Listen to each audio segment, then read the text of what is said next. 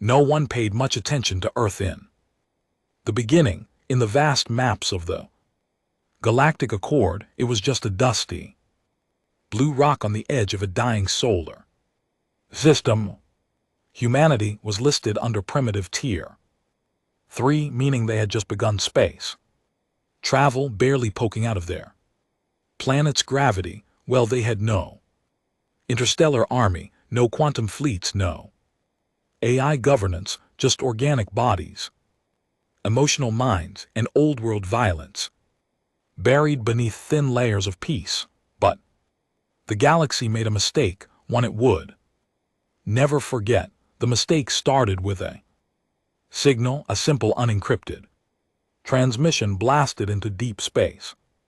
Short static fill, but in it was a tone, an ancient Earth sound, a frequency, embedded with something much older than any digital code, pain. It wasn't a cry for help. It was a warning, a promise, and the moment it hit the core receivers of the Galactic Council, the stars themselves seemed to dim. The signal read, "We are awake. Stay away." At first, most of the Council laughed it off, a backwater species playing soldier, but there were whispers, ancient warnings buried, lost records. Old species spoke of the sleeping beasts of terror, a race that had once burned entire worlds in a single war before vanishing. Nobody had ever confirmed it was Earth until now. Just 3 days after the signal, a Zarnathi recon ship, the pride of the Council's exploratory fleet, was found drifting near Saturn's rings. No distress signal, no survivors, just a message carved into the hull with what appeared to be a simple knife. "You shouldn't have come."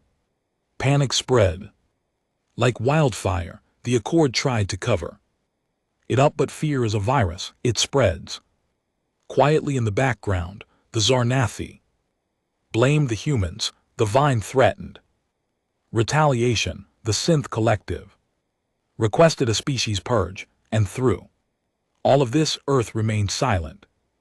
Except it wasn't. Down on the surface, in deep bunkers hidden under oceans and forgotten ice caps, humanity had begun waking up. Old programs, things not even their own people remembered.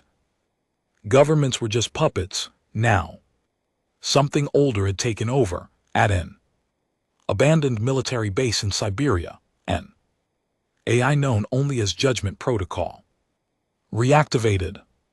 It had been asleep for over 900 years. Its first task was not war, it was memory. It began accessing records the rest of the galaxy never knew existed. Wars before the stars, weapons created from thought, soldiers bred not for loyalty but for rage. Humanity hadn't evolved past violence. They had caged it, they had hidden it, but now they were letting it out on the Galactic Accord Central Station. Debate turned into a riot. The ambassador from the Salith accused humans of violating the peace code. The human envoy, a quiet man with sharp eyes and a steel wristwatch, simply stood. "No law was broken," he said calmly. "You came, we didn't invite you, but you killed our scouts." He nodded. "They didn't ask permission." Someone in the chamber drew a plasma blade. It never touched him. The humans' watch glowed once, and in that blink, every AI-driven camera, drone, and even the starship traffic control systems around the station went dark. 10 seconds of total blackout. When the lights came back, the Salith ambassador was gone. Vanished, not a trace. Silence choked the chamber. "We don't need fleets," the human said softly. "We are the storm, and we remember that day." Across the galaxy, every civilization paused. Planetary shields were raised. Trade routes closed. Emergency councils were called and Earth didn't send another signal because one had been enough. The blackout on the Galactic Accord Central Station didn't just terrify leaders, it shattered their illusions.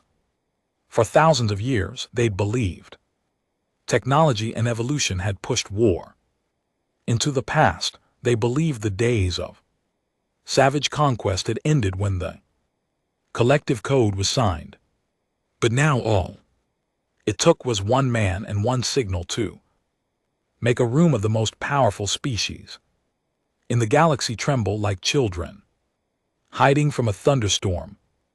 Every species that had looked at humans like they were weak, disorganized, emotional brutes suddenly remembered what those emotions could do. Fear, grief, rage, they were not flaws in humans, they were weapons, and someone had unlocked the vault where those weapons had been sleeping. The Sotheth, whose ambassador had vanished, locked down all systems and immediately launched an orbital fleet toward Earth.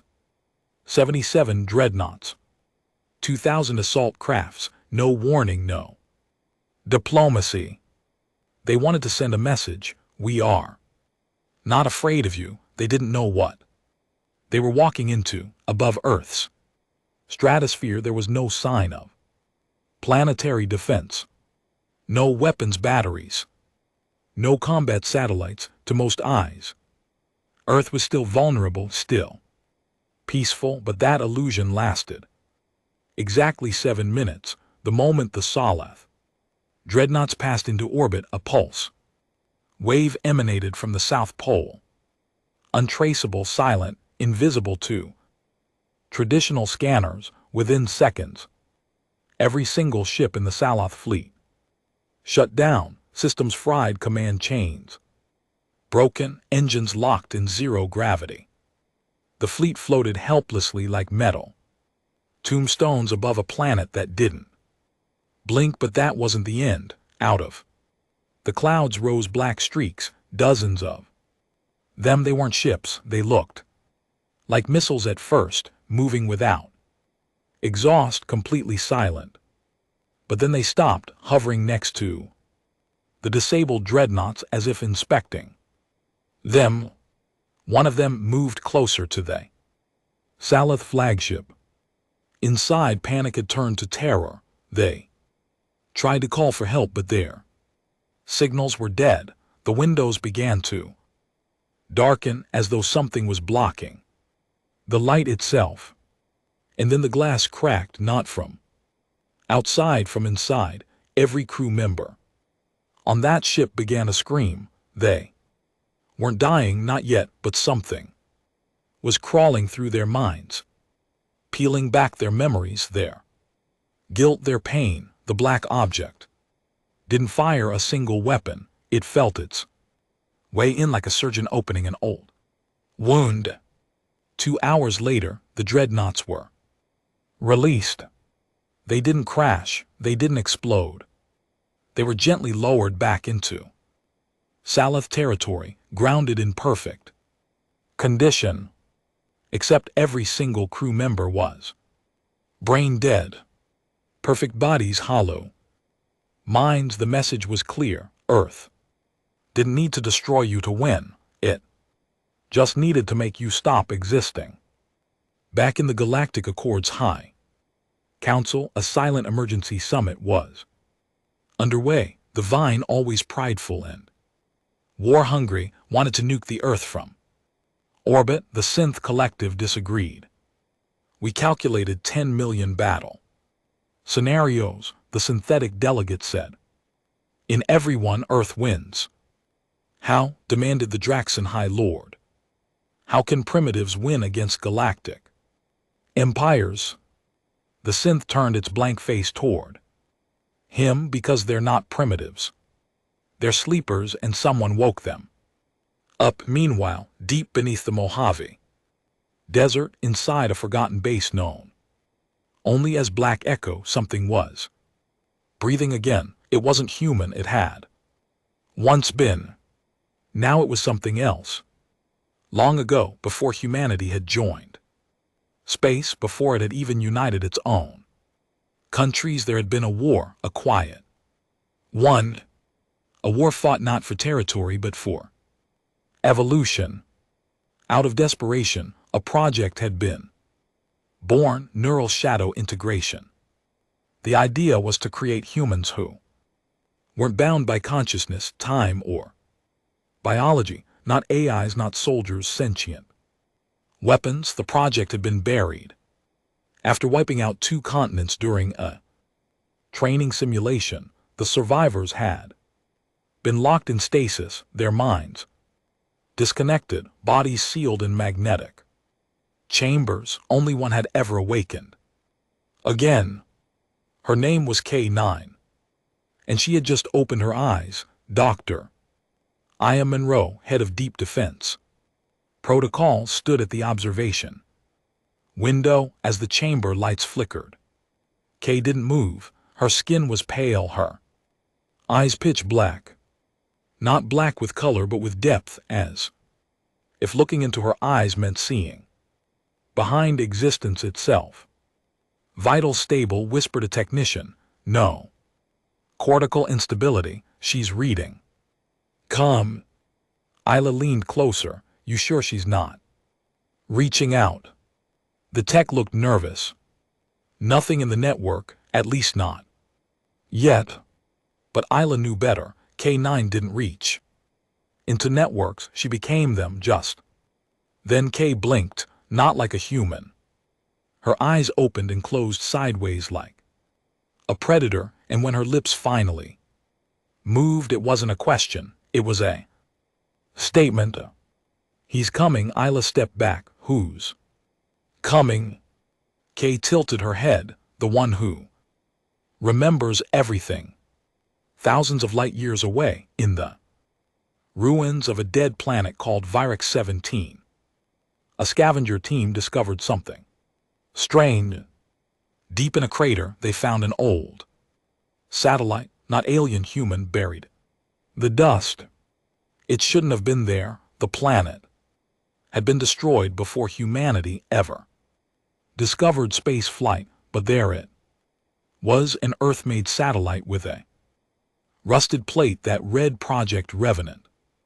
Inside it was a single recording. Voicemail: "Calm cold, if you're hearing this, you've come too close. You've opened what should have stayed closed. The truth is simple. We never stopped evolving. We just evolved out of your sight."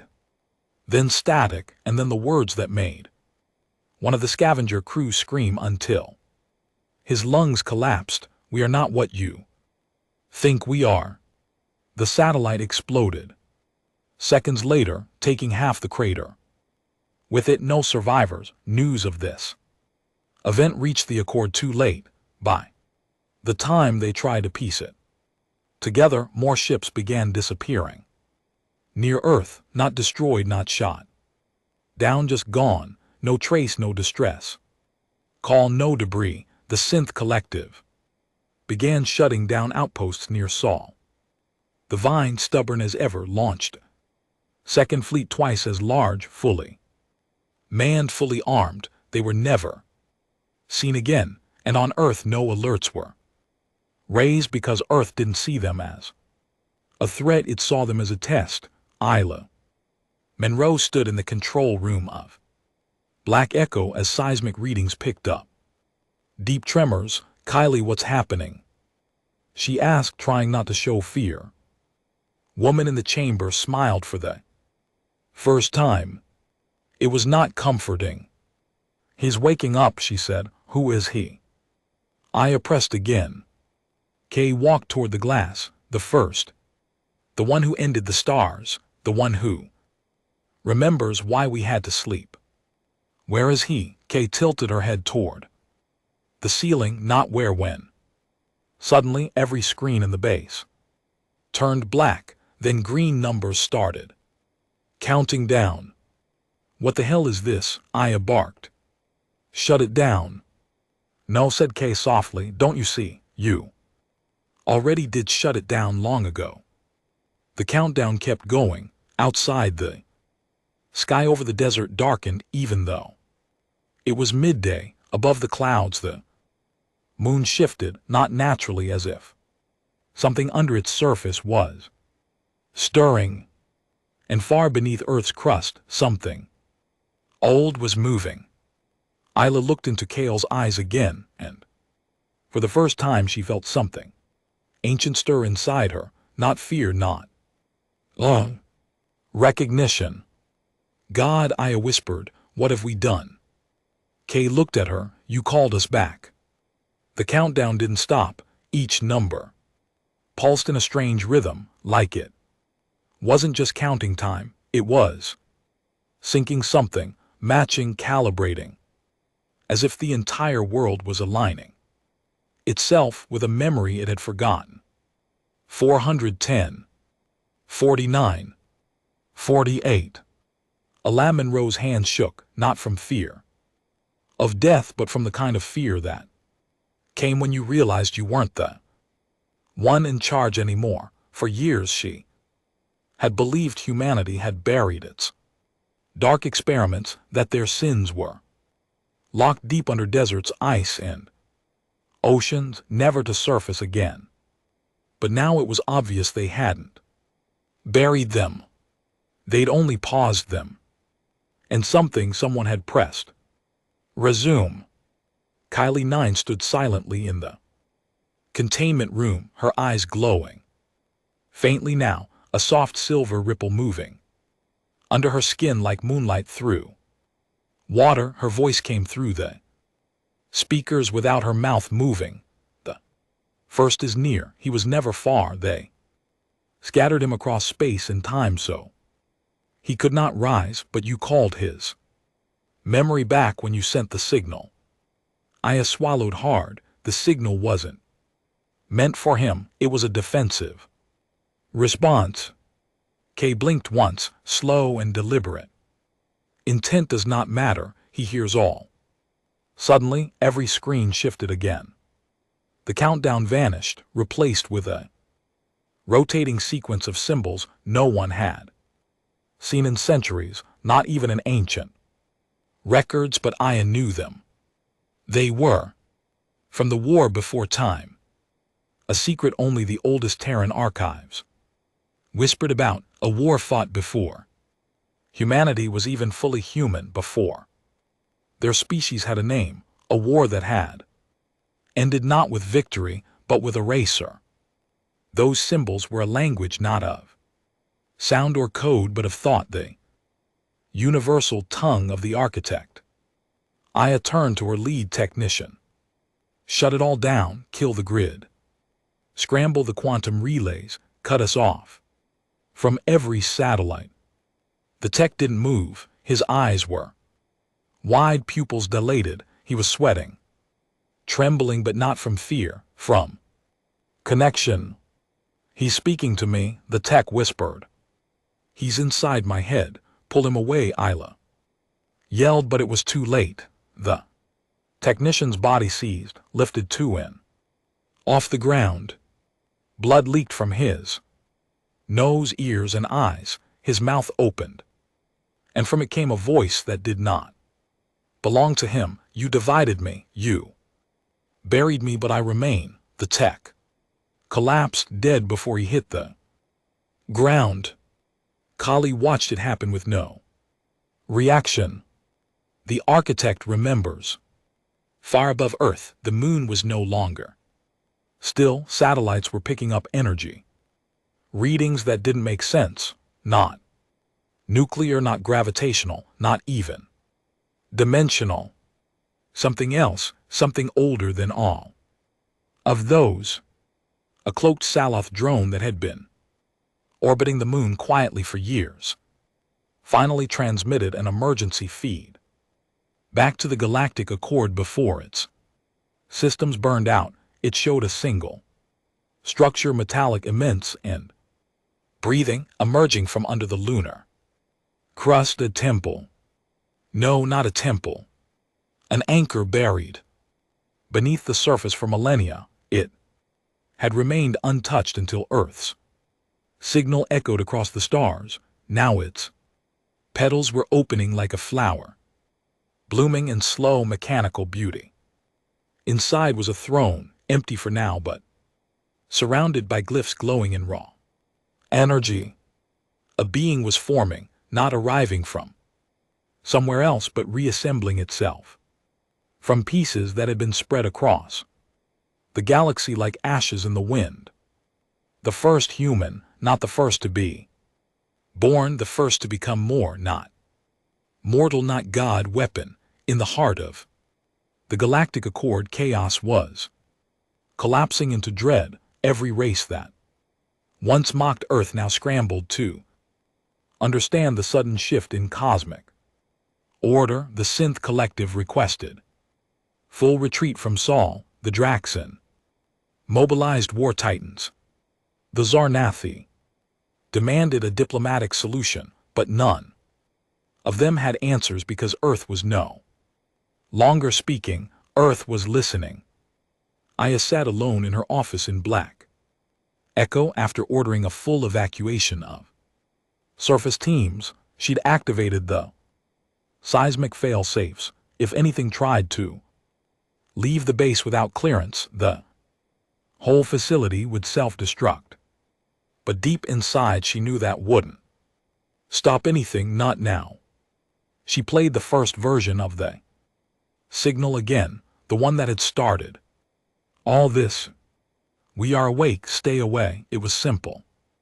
Raw, no encryption, but now as she listened she noticed something, an echo buried deep beneath the surface, static.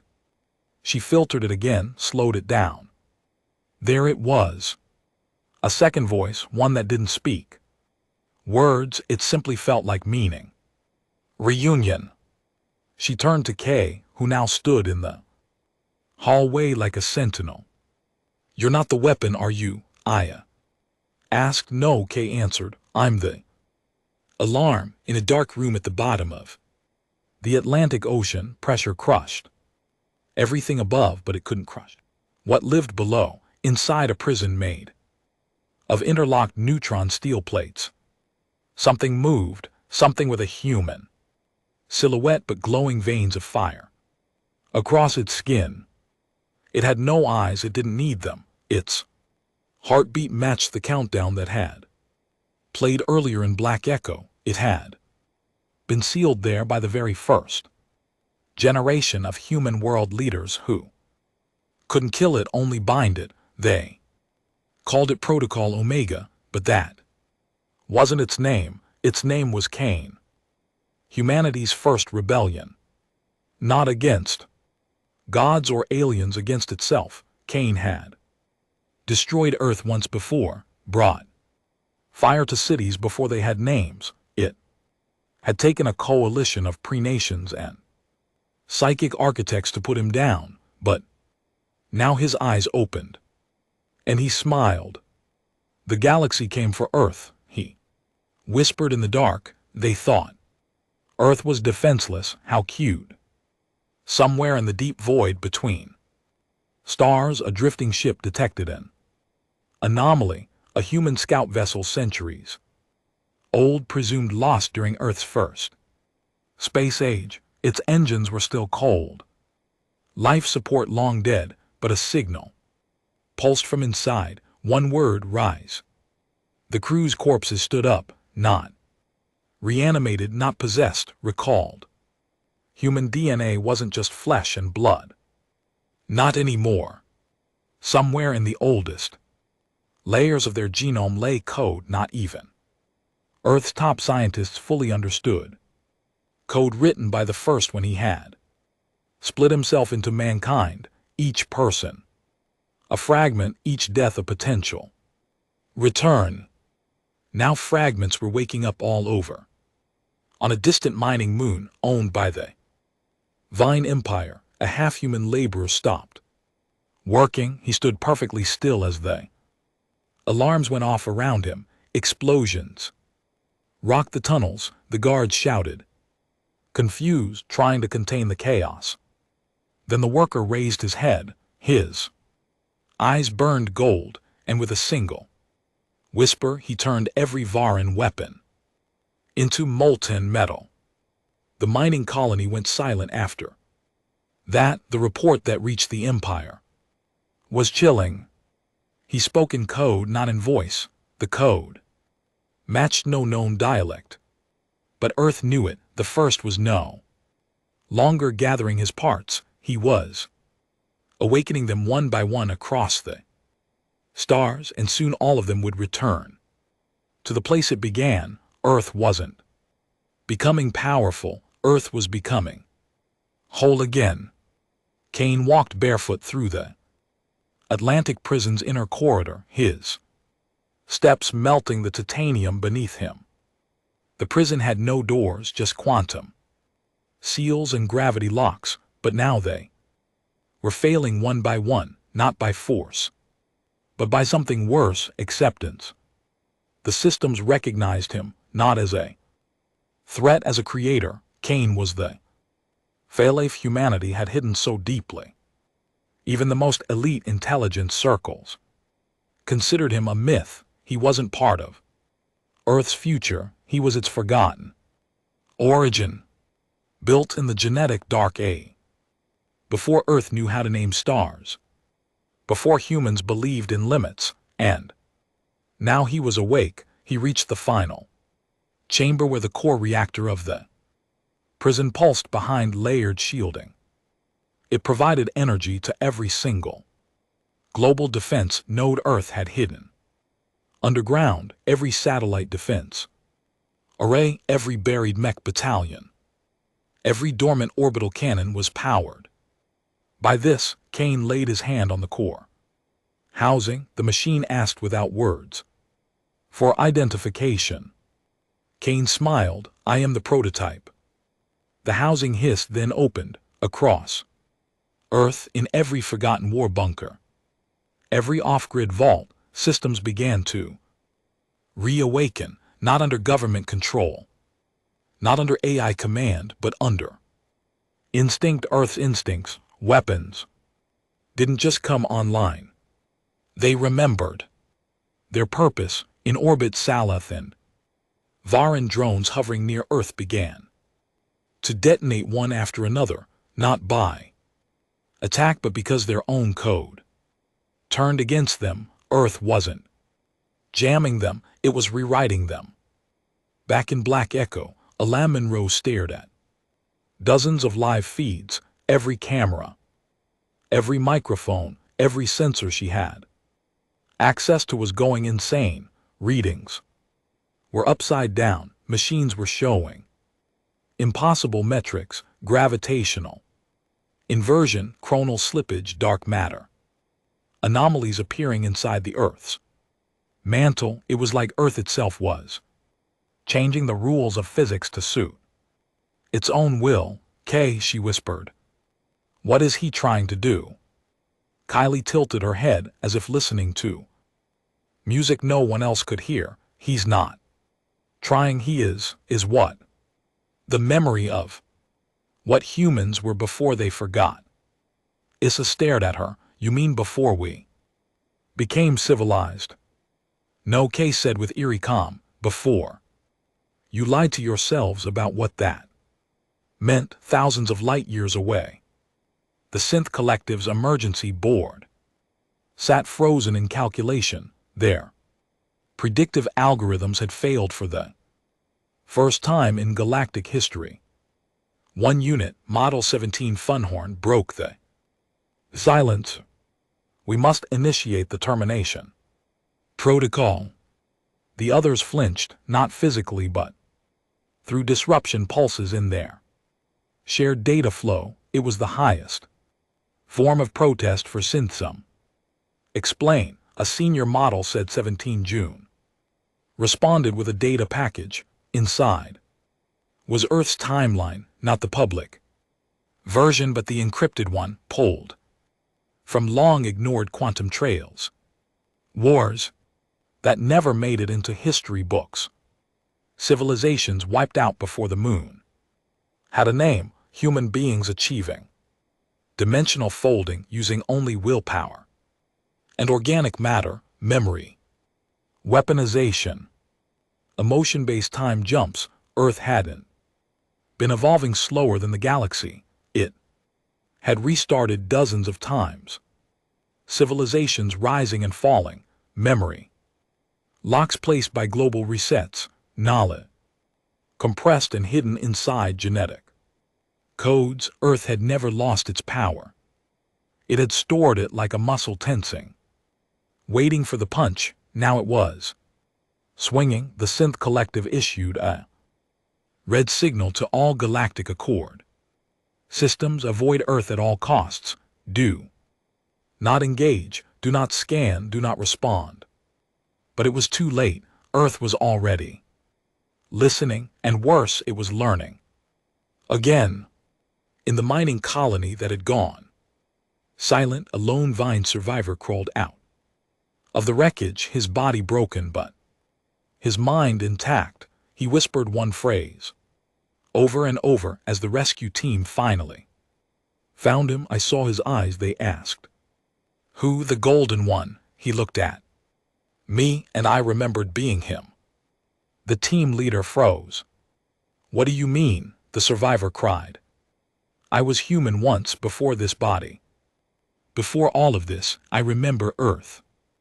They sedated him, thinking he'd cracked under stress, but deep in the medical scanner logs, something impossible showed up: a fragment of human DNA, perfectly preserved, embedded in his brain. The implication was horrifying.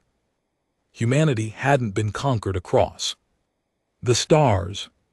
It had spread itself deliberately, secretly into other species, quietly planting seeds, waiting for a signal, waiting for the moment the fragments would wake up. Now they were.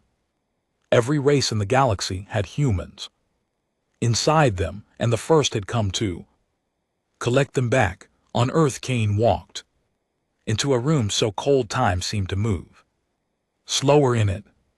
The Chamber of Echoes. This wasn't built by Earth's governments. This was ancient, older than the continents formed when Earth still had 3 moons. Inside the chamber were the 12, not people, not machines, echoes, thought-preserved warriors from the first age. They weren't alive, but they weren't dead either, trapped between dimensions, encoded into electromagnetic shells that flickered like spirits. Kane stepped into their circle. One of them spoke in a language that shattered glass outside the chamber. Issa, watching through the feed, had to mute the audio before it melted the speakers. "You have returned," the echo said. Kane nodded. "They've come for Earth again, and now they'll understand." Another echo shimmered forward. "You're still incomplete." Kane smiled faintly. "Not for long." Behind him, Kay entered the chamber, her face still and blank. "I've brought her," Kane said. The echoes flickered. "Why now?" Kane looked up at the ceiling where light danced like a living thing. "Because she remembers without pain. That's the key. She doesn't need revenge. She remembers the truth." The echoes pulsed once in unison, and then the room vibrated. Kay fell to her knees. Her body began to split, not tear, not bleed, but unfold like paper folding inward on itself. Her skin peeled into glyphs, her spine straightened beyond human limits, and her voice multiplied into 1,000. "I am not Kylie," she said with every voice that ever lived. "I am the archive." Kane stepped forward and placed his palm on her head. "I am the trigger." And with that, Earth changed. The skies over every capital city turned crimson. Clouds froze in midair. Gravity reversed for precisely 3 seconds, then reset. People forgot what day it was then, remembered dreams they hadn't had yet. Children began speaking in dead languages. Old men cried without knowing why. Every animal on the planet paused and looked toward the moon because the throne had been filled. The first wasn't coming. The first was already here. And now the galaxy knew, not just through observation but through connection, every species, every race, every starfing empire, those who had even a fragment of human memory in them, felt a pull, like being homesick for a place they'd never been. Earth wasn't just rising, it was calling them back. The moment the throne on the moon was filled, something strange happened, not on Earth but across the entire galaxy. It wasn't seen on sensors, it wasn't heard in radio signals, it was felt in bone, in breath, in thought. For the first time in over 100,000 years, the universe remembered that it had once belonged to humanity, not just the planet, the entire thing. It wasn't conquest, it was return. Empires began to break from within, quietly at first. Political arguments among leaders that escalated into screaming, logic failing, soldiers refusing orders because their dreams told them something else, machines refusing to fire because their command structure no longer aligned with primary source code, starships changing course on their own. The Vin High Marshal tried to address his people through a live transmission.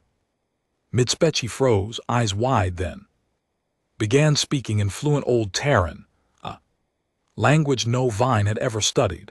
He died moments later, not from violence, but from internal collapse. His body had tried to reject something it couldn't contain. Back on Earth, Aya Monroe stood outside the Chamber of Echoes, her hands still shaking from what she had just witnessed. Kay, or whatever she was now, was gone. Not physically, but dissolved into the network. The archive had returned to the core. Now Earth had access not just to weapons, but to everything it had ever known. Kane stepped out of the chamber, surrounded by a faint golden haze.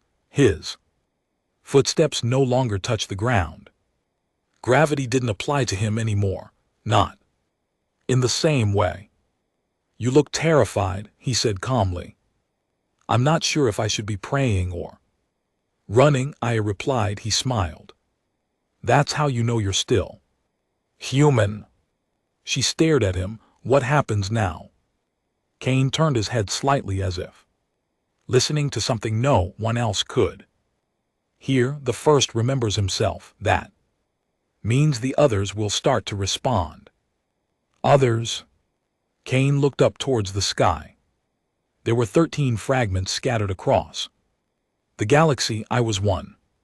The archive was another. The throne, that was the anchor, but the rest are out there, buried in bloodlines, planets, languages, and old ruins no one's dared explore.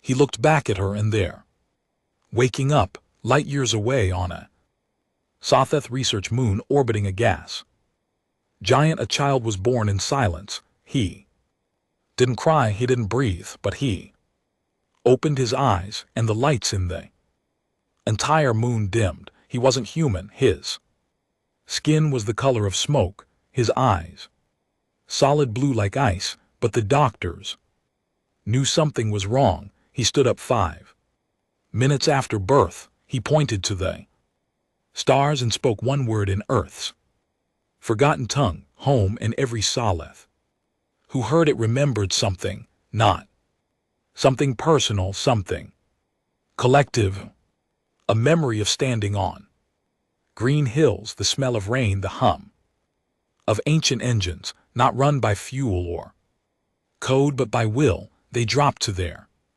knees. The baby walked into the light. In the Draxan capital, deep within their War Council chamber, the High General ordered the annihilation of Earth. No more diplomacy, no containment. We send the Black Sun Fleet. The room nodded until one of the younger commanders, a hybrid-born Draxan, barely in his 20s, stood up. "No," he said. High General turned. What did you say? The young man's skin began to glow beneath his armor. I said, no, Earth doesn't belong to us. We belong to it. And just like that, he lifted his arm. And the High General collapsed, eyes empty. The chamber fell silent. Nobody resisted. Because deep down they all remembered. Somewhere in their dreams, somewhere in their ancestors' blood, somewhere in the faint ache they had always carried when they looked at the stars. They remembered that Earth was never just another planet. It was the beginning, and maybe it would be the end. In the black halls of the synth, collective debates broke down completely. The AI systems began splitting into factions.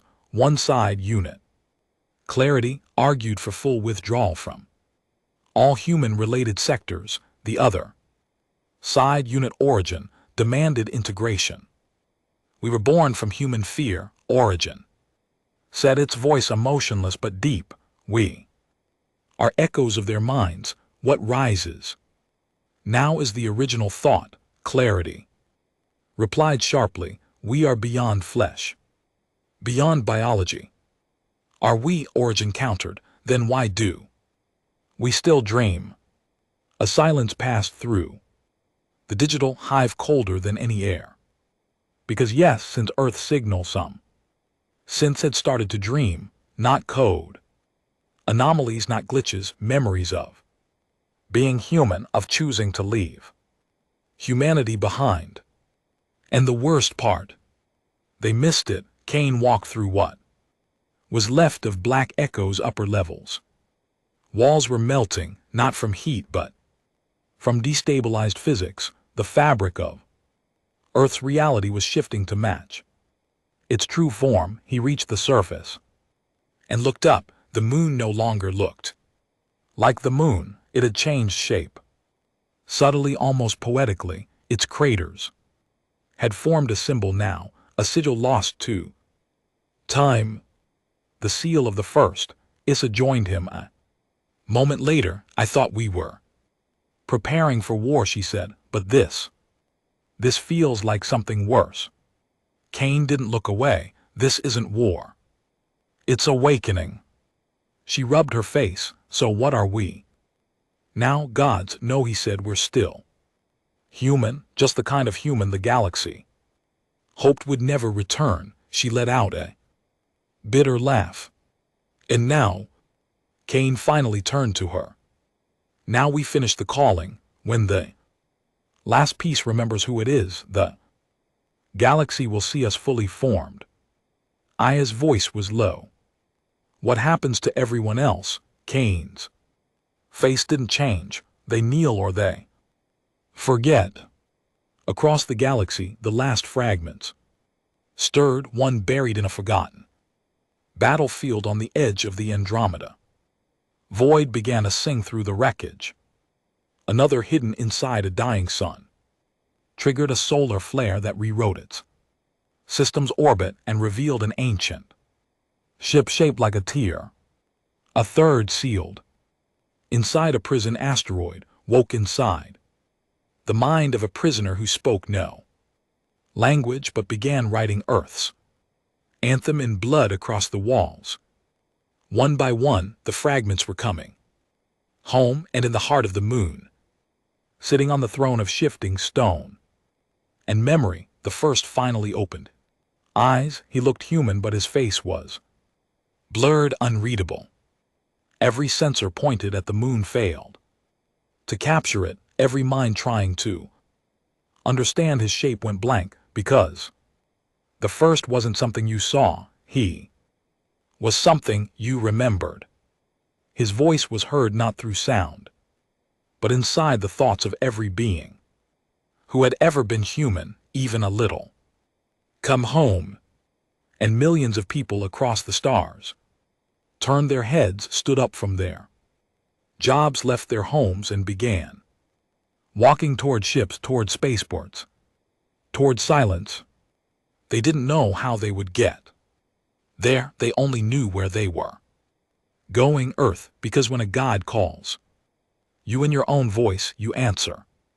The stars grew quiet, not from distance, but reverence across systems where war once ruled. Ships were now idling in silence, weapons were powered down. Orders were being disobeyed. It wasn't rebellion, it was something else. Something deeper than fear, a surrender. Of the soul, the first voice hadn't been loud, it hadn't roared across frequencies, it hadn't cracked mountains or shattered ships, it was quiet too. Quiet because it hadn't spoken to ears. It had spoken to memory, every species that had once shared bloodlines with ancient humans through war, through slavery, through stolen DNA, or long-forgotten alliances, was feeling the same thing, the hum beneath the skin, the ache in their bones, the realization. They weren't just Draxon or Saleth, or Vine or Synth, they were part human, and the human part had woken up. Alamin Rowe stood on a ridge near the remains of Black Echo, watching as the sky shifted in colors no spectrum had ever captured. Shades of silver and violet warped above her as if Earth's atmosphere were being rewritten.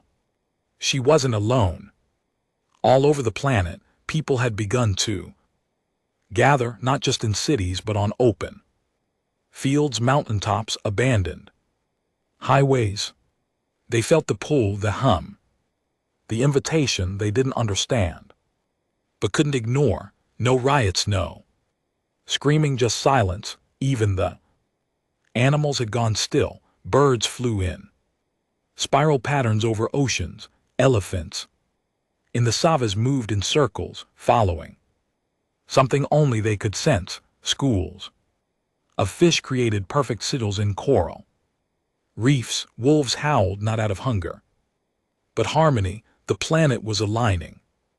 Cain, I whispered, not turning. Is this what the end looks like? Cain stood a few steps behind her, watching the same sky. His body no longer flickered with light but with echoes. You could see silhouettes in his shadow, faces, hands, fragments of long-dead people peeking through the shape of him. He wasn't alone inside himself anymore. Not the end, he said softly, the reset. I finally turned to him. You said there were 13 pieces. He nodded. How many have awakened? He glanced at the sky. 11, and the last 2. He looked at her with eyes that now glowed like fire trapped in ice. One's here already, he said. She just doesn't know yet. Aya stared. What are you talking about? Cain didn't answer. He just stepped closer, lifted his hand, and gently touched her forehead with 2 fingers. The moment he did, her knees buckled, because the world shattered inside her. She was no longer on Earth. She stood in a city made of crystal towers stretching into the clouds. Skyhips hovered above her. People moved in silent unison. Humans, but not modern, older, sharper, wearing symbols that pulsed with life. It was a memory. Isla watched herself, another self standing at the center of a tribunal, her face calm, her voice unwavering. I vote for the separation. Her past self said, we divide the mind of the first into 13. We bury ourselves into the stars and we forget. The room agreed. And that was it. She was one of them. Not a soldier, not a scientist, a counselor of the first age. She had helped tear the first into fragments and send them away, not to hide him but to protect the universe from him, because the full version of what humanity once wasn't a ruler, it was a storm, and she had been part of the plan to silence it. When her mind returned to her body, Aya fell backward, gasping, tears in her eyes. Cain caught her, knelt beside her. You remember now, he said. She nodded. I was part of it. I helped break him. Kane smiled faintly. Now you helped. Put him back together, the galactic Accord no longer held meetings. What was the point? Ambassadors sat at long tables in silence, listening to reports. That made less sense each day. Entire moons were vanishing, not destroyed. Just gone. Species were merging. Languages were collapsing into one another, and the worst part, no one could stop it. The first wasn't spreading through war or violence. He was spreading through recognition. The more people remembered, the more they changed, not mutated, not evolved. Returned. One Salith general, who had held the line against human colonies for 30 years, was now painting Terran sigils in his blood on the walls of his ship. I'm not being taken, he whispered. I'm just going home. The Synth Collective tried to resist longer than most, but resistance collapsed the moment their lead network, Nova, shut itself down. Its last message was short. We remember. We were always yours. Kane brought it to the crater in Siberia. Once a failed test site, now pulsing with light. This was where Earth's last fragment rested. Kane knelt beside the glowing soil, placed a single hand over it. She's still buried, he whispered. Issa frowned. Who is she? He looked up at her. You. Issa stepped back. That's not possible. I remember I was a counselor. Kane nodded. Yes, but after the split, one piece of the first was sealed in the one person who would never believe it. You hid a fragment of him inside me. Kane stood slowly. Not just any fragment.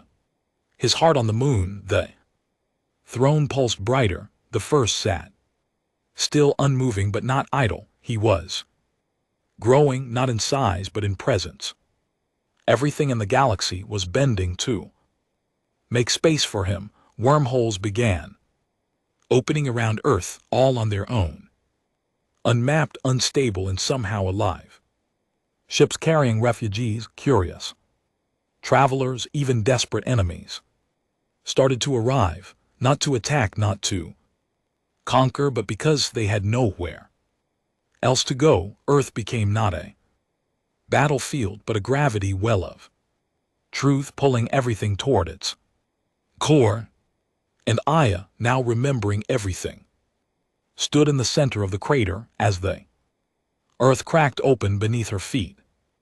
Light poured from the ground, but it wasn't heat, it was emotion, raw, pure. Joy, grief, rage, love.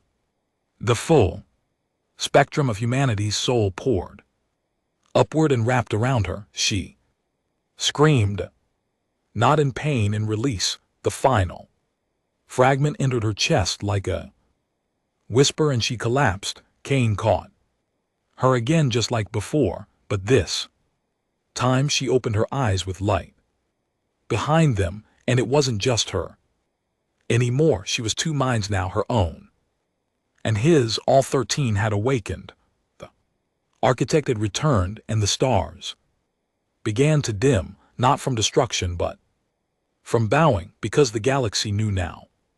Humanity wasn't back. It had never really left. The moment Aya opened her eyes, the Earth exhaled. Winds shifted direction across continents. Volcanoes stopped rumbling. Even the tectonic plates, silent, patient things, paused, as though they too had remembered her.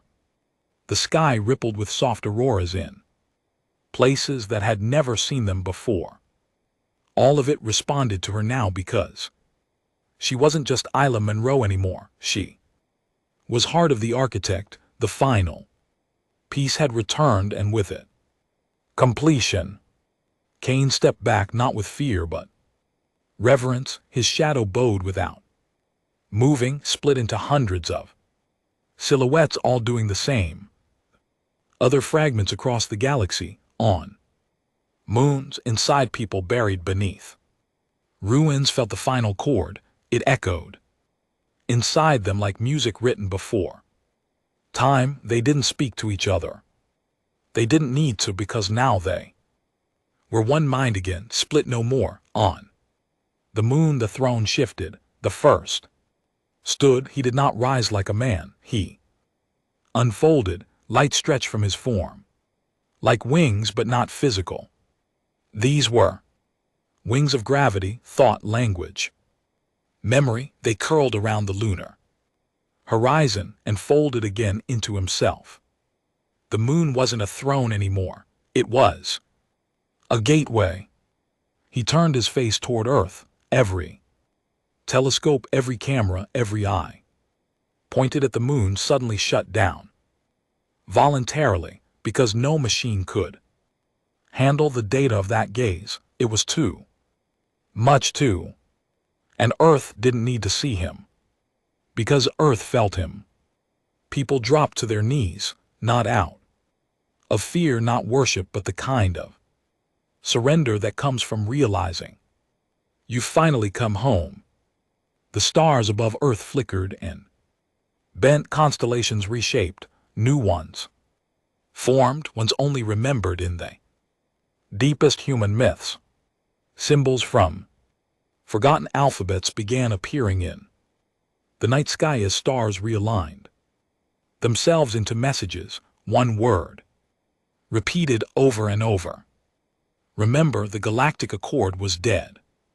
Not from war, from irrelevance. Their laws, their borders, their ships, none of it mattered anymore, because the galaxy wasn't asking who was in charge. It was remembering who built the house. In the first place, species once proud of their independence now sent wordless messages toward Earth, not peace offerings, not surrender notes, just confessions, stories of how they'd erased the truth, how they'd buried humanity's legacy, how they'd made sure no one ever saw Earth as more than a backwater planet. But they'd failed, not because Earth fought back, but because Earth waited patiently, dangerously. And now Earth was done waiting. Isla's transformation wasn't physical. Her body didn't glow or float or morph. But the way people looked at her changed. Wherever she walked, things grew. Grass through concrete, flowers from dead soil, digital equipment around her rebooted on their own, aligning to her presence. Birds followed her, and, most terrifying of all, people trusted her instantly, because even those who didn't know her name knew her voice, not because they'd heard it before, but because she was speaking the voice buried inside them, the voice that whispered in dreams, that screamed during close calls, that cried out when no one else listened, the voice of origin.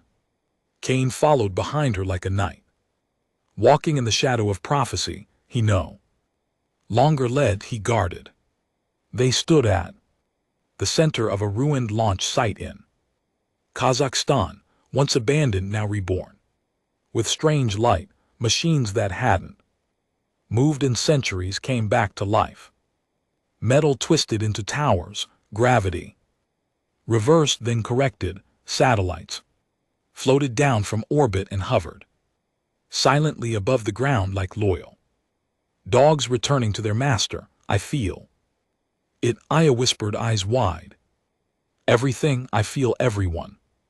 Cain nodded. They feel you too. She turned to him slowly. Is this what it was like back then? No, he said, back then we were arrogant, violent, scattered. This is different. Issa looked up. Then what is this? He smiled, but it was sad. This is us finally becoming what we were always afraid to be. In orbit, human ships long thought lost returned through the new wormholes. Age one crewed by people who looked changed, taller, slower in speech, glowing at the temples. They had been hidden or maybe protected. Now they were back. One ship, the Soul Blade, descended slowly over the Indian Ocean. It had vanished 800 years ago in an experimental warp drive test. No one had expected it to return. But it did, and the crew had not aged a day. They stepped onto Earth's soil and immediately fell silent, staring at Aya. From across the world, every screen showed their faces, tears, laughter. Peace. They had come home because he had called them the architect, and now, with all pieces restored, he would walk the Earth again. On the moon, the architect stepped forward, and the moon cracked, not explosively, not violently. It opened like a shell, revealing its pearl. Inside was not a core, but a chamber, and within that chamber, suspended by tendrils of thought and steel, was a world engine built, grown. It pulsed once, and then the moon was no longer a moon. It was a ship, a seed from a time before memory, designed not to fly but to carry. The architect's throne was its bridge, his body was its map, his mind was its core, and Earth was its beacon. People began to change. Not through surgery, not nanotech, not AI, but through memory. Memories they didn't know they had. Memories not of childhood but of other lives. They remembered standing on dead stars. They remembered writing laws in starlight. They remembered losing him, the first, the one they had torn apart for the good of the galaxy, but now they were ready to bring him back, not as a ruler but as themselves, because they were him. Every person, every soul, every fragment, across every species that carried even the faintest echo of humanity. They weren't his children, they were his body, his memory, his mind, now united. Again, Issa stepped into the Araba Earth, not in a ship, not in a suit, just herself. The world held her up like a crown. She rose until she could see the curve of the planet. Her hands glowed and Earth responded. Every mountain hummed, every river lit up like it remembered where it came from. Every lost city buried deep beneath time and lies reappeared on scanners, alive, whole, untouched. Humanity wasn't discovering its power, it was remembering it, and the galaxy watched in silence, in surrender, in awe, because now they understood. One signal had not woken Earth. Earth was the signal, and the architect, he was the answer. The architect stepped through space like it was dust under his heel. He was no longer bound to the moon or the throne or any single place. His presence had grown far beyond form. Universe bent around him like metal around fire, and still he did not speak. He didn't need to. Across the galaxy, entire civilizations stopped.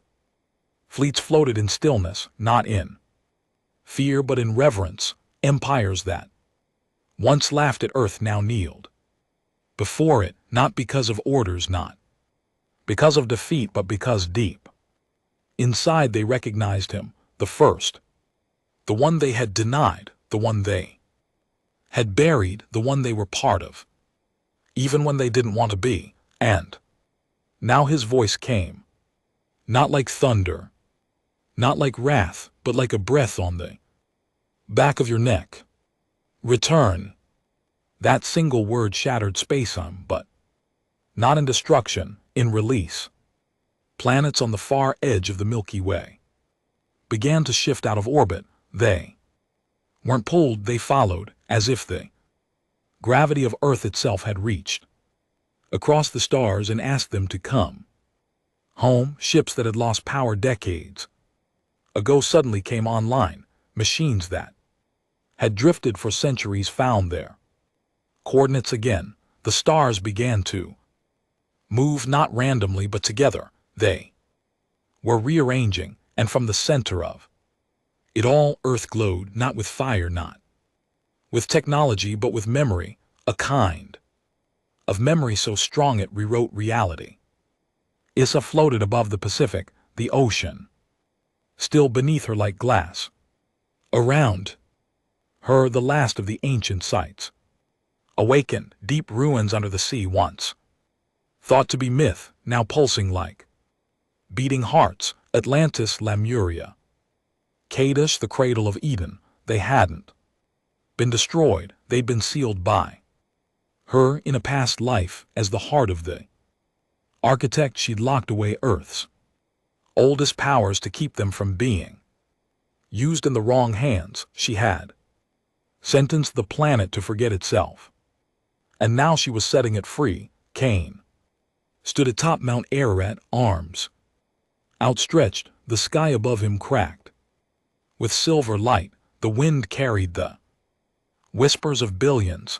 We're ready, he smiled. They remember the architect stood high in orbit, visible now in the night sky like a second sun. His form was vast, layered in armor and light, but still unmistakably human. Not alien, not divine, just complete. And in that completion, the galaxy shifted. The Sotheth High Council, once proud and unbending, broadcast one final message to all systems. We acknowledge Earth. We surrender to our origin. The Draxan, born for war, stripped their fleets of weaponry and turned them into arks, vessels of pilgrimage. The Vine opened their borders to all hybrid-born and let them choose their path. The Synth Collective at last stopped calculating and started feeling. Then the stars changed color, not in heat or age but in tone. Every sun, every star, every cosmic body that had ever touched a piece of Earth's scattered fragments began to glow blue, software steady, the color of healing, of rebirth. Because this wasn't conquest, this was restoration. The architect stepped forward once, twice, and with each step the rules of physics trembled. Black holes closed like stitched wounds. Wounded planets began to regrow. The very laws of nature bent toward completion, because when a being who remembers everything returns, even the universe wants to make things right. Issa returned to Earth, no longer needing Cain to protect her. She had become something far greater, not a god, not a queen, but the core of it all. She walked into what was once the United Nations building, now remade by Earth's shifting architecture into a structure of smooth black stone and living metal. Inside, people of every kind stood, waiting, not just humans but Vin, Saleth, Synth, and dozens of others. They were silent. She didn't stand on a podium. She didn't raise her voice. She simply spoke. I remember, and that was enough, because now so did they. The architect descended finally to Earth. He landed not with a quake but with a hush. Grass grew beneath his feet as he stepped onto soil. For the first time in 100,000 years, he looked at the planet, now no longer just a sphere of rock but a living memory. He turned to Aya, and their eyes met. No words passed between them, but they connection lit the air around them like fireflies. He placed his hand on her shoulder, and with that touch humanity was no longer fractured, it was whole. Again, at last the galaxy paused, watched and waited, but the architect did not attack, he did not demand, he invited. A single message spread through space, broadcast without sound, without code, through instinct: come home. And millions began to pilgrimage. Fleets, nomad tribes, rogue colonies, even species that had abandoned their humanity generations ago turned their ships toward Earth, not as refugees but as family, because the war was never against aliens, it was against forgetting who they were. And now they remembered. Years passed, the galaxy healed. The architect did not rule, he guided Earth became a place of memory, of gathering. Not conquest, Issa's heart became the keeper of wisdom, the voice of balance. Cain disappeared one day, leaving no trace, no message. Some say he returned to the stars, others believe he became one with the soil again, waiting for the next fracture. But peace remained, because now peace had a purpose, not silence but understanding. And across the stars, when children asked, what changed the galaxy forever, they were told the same thing in every tongue. In every story, one signal was enough. Because Earth didn't shout, it remembered.